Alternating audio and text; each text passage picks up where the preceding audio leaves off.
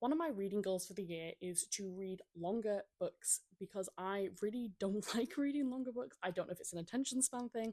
I just tend not to like them as much. So I thought I would show you my biggest books and you can convince me to read them or not.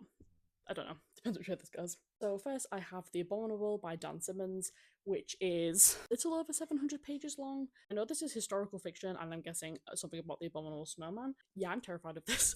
I've heard that his books are really good and he's really good at tension, but I don't know. I picked this up in a charity shop like a year and a half ago and I've just, yeah, been kind of terrified of it ever since. Then we have The Fireman by Joe Hill, which is a apocalyptic book, I believe, or maybe an Outbreak book. I'm not entirely sure which one.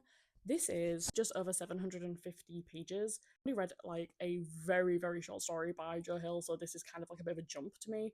I have got a few other Joe Hill ones that are a little bit shorter, so maybe I'll go for them. But I've heard this is really good.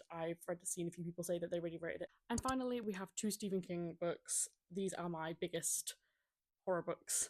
So I have Stephen King and Owen King's Sleeping Beauties, which is a darker retelling of Sleeping Beauty.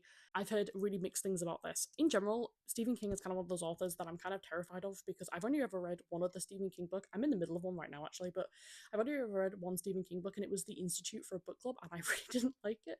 So I'm kind of like scared of him, but also I've heard that he is a little bit hit and miss sometimes. That's just like a personal thing. I don't particularly like the way he describes certain things. It is actually just over 700 pages long.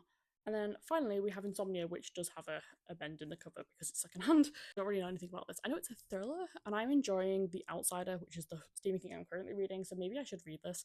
Um, but this one is 900 pages, which is not my longest book I own, but 900 pages is a lot for me. I'm like 300 pages is usually a push, honestly. So I don't know. Those are my longest horror books. Tell me if they're worth reading. If they're not, if you've read them and you like them, didn't like them, tell me because I need convincing hard to read these.